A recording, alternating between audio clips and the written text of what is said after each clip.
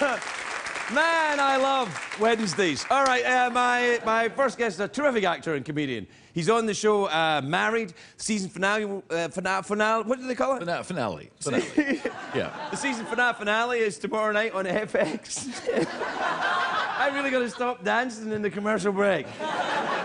He also stars in Red Oaks, which is streaming now on Amazon. Please welcome Paul Reiser, everybody. Paul Reiser.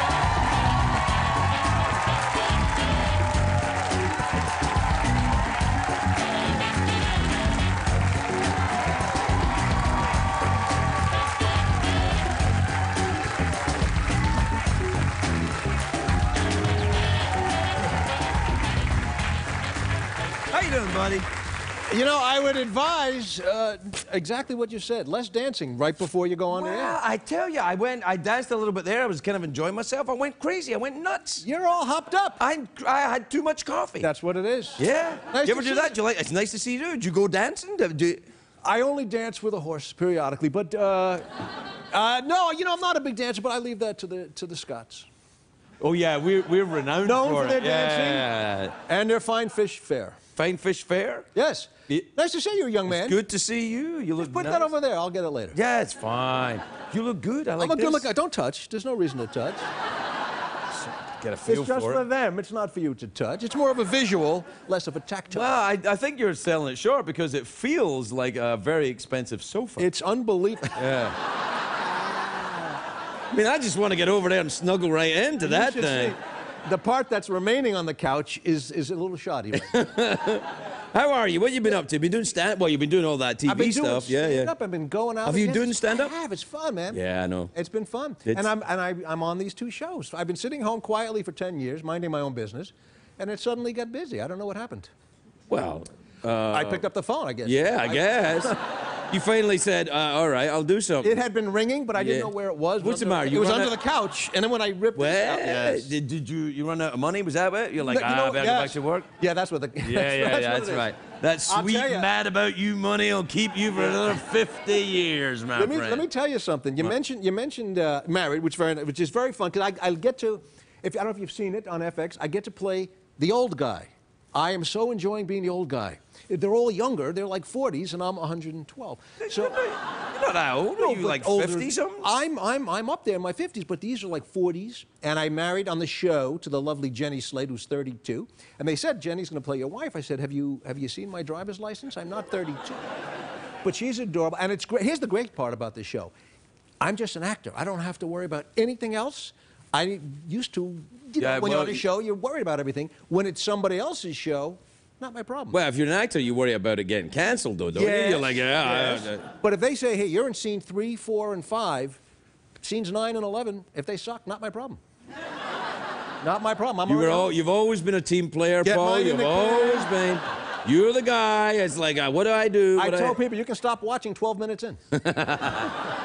So you're out doing stand-up, I'm out doing stand-up, having fun. Yeah, I missed it. Best. I didn't know that I missed it, but I do. No, you got to do it. I think once you start, you can. Look at Leno, man. He doesn't need money. He's out there 150 nights a year. He doesn't like to go home. He's got an issue, I think. And his wife is with him. He's a lovely. He just doesn't like to sit still. No, he can't do it. He just gets on a denim shirt and a pair of denim pants, and he gets in a denim airplane, and he goes to a denim comedy club. He's not spending the money on the clothes. That's man, true. That's true. Funny. He dresses like an elderly lesbian, but man. Now, if he were here, I'd say that to him, and he would defend it, and he would show you the wardrobe to match. Yeah, He is a machine, though. He gets just out. Goes at it. But I don't go at that pace. I go out like every other weekend because I like being home. So I go out every other weekend, tell a few jokes, come home. And in the middle, doing these shows. This other show, which is wild, this Red Oaks, which is a great show. It's on Amazon. Right. Which now they make television. They don't just sell books and garbage. They know that. No, but I'm telling you. Okay, but let me. Many of these people own a computer, Paul. You think so? But try and explain to somebody over 65, like my wife's mother, how they can watch an Amazon show. And she said, well, what channel is it on? I said, well, it's no channel, really. She said, well, when is it on? I said, whenever you want. She said, well, how do I watch it? I said, well, do you have a computer? She said, no. I said, well, do you have like an iPad? She said, no. I said, do you have like a smartphone? She said, I don't. I said, do you have a toaster? She said, yes. I said, here's what you do. Put up a piece of toast And while it's toasting, you call your neighbor, have him send a 12-year-old over with a laptop. You can watch the show while you eat your toast. Yeah. That's how you... Yeah.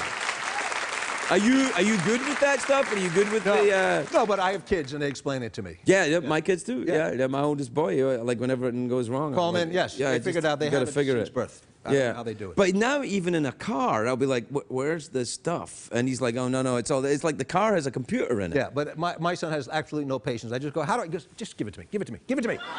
He doesn't even... I said, well, how am I going to learn? Just give it to me. And he fixes it. He's just doing what you did back in the day. That's where he learned it. I get. What age are your kids? Because I'm a bad parent. No. Well, you're a stand-up comedian. The chances are you're iffy. Yes, no, but they're funny. Our kids actually go to the same school, you know. No, really? My son says, you know, Craig Ferguson's son is in my school. I said, is he funny? He said, yes, he is. I said, is he? I'm not surprised. That little bastard. As soon as he leaves the house, he's doing 20 minutes. I knew it. I knew. See, nothing says that you've got bad parents if your kid is funny. Then you know you're a bad parent. Like if someone comes to me and said, "Hey, my kid wants to be a stand-up," I'm like, "Oh, good. What are you treating them like at home?" You know, actually, when my son was he's in 9th grade now. When he was in 1st grade, 2nd grade, we had a first teachers meeting, and she said he's a lovely kid. He's very funny, but he's spending a lot of time trying to make the other kids laugh, and I didn't even know I said it, but first words I said, is he doing well? Are they laughing? And my wife said, I don't think that's the point. Right, that's not the point. That's exactly what I would say, though. But he's doing well. They're laughing, so hey, okay. It's that whole thing. If you get once it's stand-up, you get that thing in your head. If it's funny, it doesn't matter. Well, a bad meeting would be, she said, you know, he's really trying to make the other kids laugh, and he sucks. So that would be bad. That'd be bad. But he's killing. I go, all right, well... Some of the material's a bit rusty, but he's only in 1st grade. It's all right. He's going to work it out. No, it's like the whole thing about comedians will love anybody who thinks they're funny. You know that whole thing about, you know, somebody talking about Hitler, and he said, you know, Hitler loved your act. And you go, well, you can say what you like about him, but he knows comedy. It's an odd world, the stand-up, though. I think it never leaves you, the pathology of it. Because I think it is a kind of weird pathology to be a stand-up. It is, but, you know, you were a musician before you were a comic. Yeah, as a drummer. So I just wanted to be a stand-up. That's all I wanted to do, and I got really lucky, and all these nice things happened. And I kind of got out of the habit of doing stand-up, and it was 20 years. I hadn't done a set in 20 years. Ooh. And it's like playing ball. You know how to shoot the basket? You know how to shoot the ball? You know where the basket is. But it hurts. Yeah. You know what I mean? And you got to ice down a little bit. Yeah, you got to keep doing it all the time. You do. Yeah, So but you can play it really late. You can go on as long as you like. George Burns was doing stuff until he was 100 years old. Yeah, I know. I went to see Cosby recently. He's got the idea. He sits down. Yeah. It's stand-up, but sitting. Stand-up, sitting down. Yeah. They wouldn't call it, he's a sit-down. But Mr. Cosby goes on for like 3.5 hours. He's man. unbelievable. Yeah, he's all brilliant. He's crazy. He's fantastic stuff. I wouldn't do that. I'm like hour and a half out. That's it. No more than that. Because how much of you do people need, really? I don't think they need... You know, I mean, 10 years is really enough. Yeah, 10 years is enough, I think. Yeah. Or let's go to a commercial break now, in fact. Now we'll have a commercial break. We'll be right back with Paul Reiser.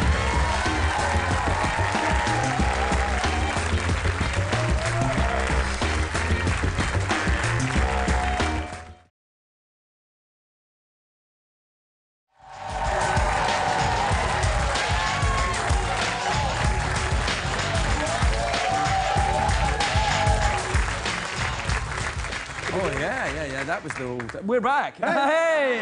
Can't you see we're talking? Yes! I'm here with Paul Reiser. I'm so glad you knew that meant we were on the air. I didn't realize that. No. It was when the audience started clapping. I thought, oh, something's happened. Something's happened? Yeah. It might be us. There's no singer. It's gotta be something's us. going on. So there you are. Well, that's good. Yeah. So what else have you been doing? Have you been yoga? You know, to Australia? Have you been to Australia? I haven't been to Australia. I'll tell you what we just did. We went to Japan. I just went to Japan. I didn't see you. Oh, I was there. I was the tall guy. Yeah. You would have stood out. First of all, it's unbelievable. Isn't that amazing? Great country, so polite and neat. The neatest. There's not a piece of garbage on the ground. It's amazing, and the trains are where they say they're going to be at the time they say they're going to be. And they're not getting around. Like, what the hell? 105 and 106, it's gone. Yeah. I'll tell you the best thing. I don't know if you experienced this or had the same emotional connection. The best toilets I've ever seen in my life. Unbelievable! I couldn't agree more. Let me tell you something. It's worth going to Japan just to take a dump. It is. First of all, The seats are warmed, and not like somebody was just sitting there warm. I mean, like, on purpose warm. Yeah, you know it's synthetic. Now, I don't know what the right buttock temperature should be, but somebody does. Somebody does, Yeah. and they got it. And then they have buttons that, you walk by, it senses automatically, seat goes up. Seat goes up. Walk Yeah, out, seat yeah. goes down. So right there's 40% of marital conflict. Right, Out of the way. there you go. Gone. Gone. Then they have buttons. You can have a hard flush, a small flush. Then there's another button.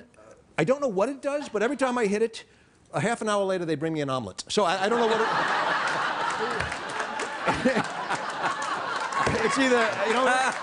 So it's either... I never went to that one. No, it's a big one. So it's either an omelet maker or it's cross-wired to room service. Oh, wow. But I found, here's what's really disconcerting. They have this whole fancy aquatic system underneath. It's like a car wash, but instead of a Buick, it's the bottom of you. So, and they've had it for years like a bidet, but this is much more. No, they have the bidet and the regular. Here's what I find very presumptuous. If you hit bidet, it moves ever so slightly. How do it know? You know, and because you think Facebook has a lot of information on you. Yeah, Do you know what? The thing that really got for me, all of that I agree with, but it was at the end where it gives you a little puff of dryness. Yeah, it's like it just goes, and I found myself going, thank you. Wow, they're amazing. I didn't get. I have to go back because I didn't get the puff of dryness. Unbelievable. I mean, I'm in the bathrooms in Japan thinking, oh my God, we are light years behind here. I'm telling you, it is worth. The three things you got to see: the bullet train, Mount Fuji, and the toilets. And if you're pressed for time, cut Mount Fuji. Yeah, that's. We are pressed for time. Right. Paul Reiser, everybody.